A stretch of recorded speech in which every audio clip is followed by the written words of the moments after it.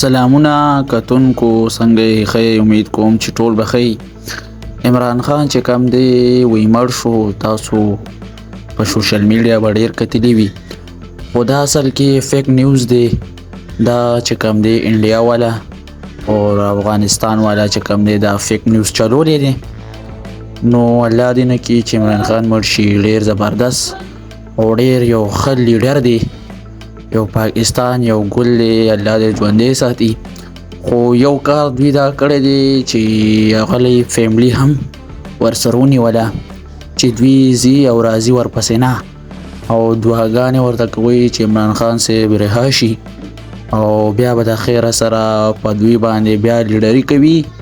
او اصل کې چې کوم دی عمران خان سوټونه هم ډېر ګټلي دي سیټونه هم ډېر ګټلي دي او بیا هم ورته لیډري نه میلاویږي او دی ټوله فیملی ده او دی هم ونیوله دا تاسو نیوز کې کتی شئ دا نننی نیوز دی او عمران خان چې کوم دی الله دې نه مړ کوي ډېر یو زبردست ښکلی لیډر دی دعاګانو کې یاد ساتئ دا چې کوم دی دا نیوز فیک چلیدلی و دا د افغانستان چینل نه او د انډیا چینل نه دا فیک نیوز چلیدلی دی چې عمران خان وفات شوی دی او داسې صحیح سم نشته دی او زړه مه وهئ الله دې عمران خان موږ له ژوندی لري الله دې نور عمر هم ورکړي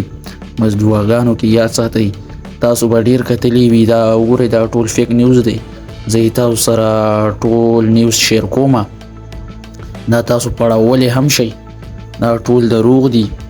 او دا چې کوم دی د خپله دا کس وایي چې دا فیک نیوز چلیدلی دی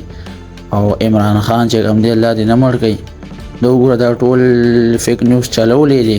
دعاګانو کې یاد ساتئ دا چې کوم دی فیک نیوز چینل نه چلیدلی دی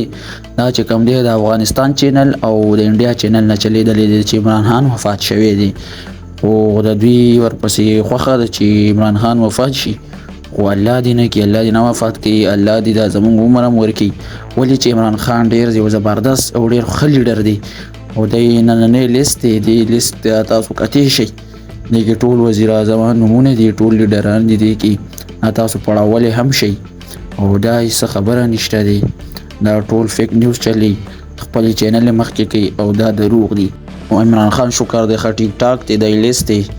او دی خپله په لاسونو لیکلی دی او ډېر زبردست انسان دی دعاګانو کې یاد ساتي چې الله یې زر رها کړي او دا دروغ دی نن سبا په سوشل میډیا باندې وایرل و چې عمران خان وفات شوی دی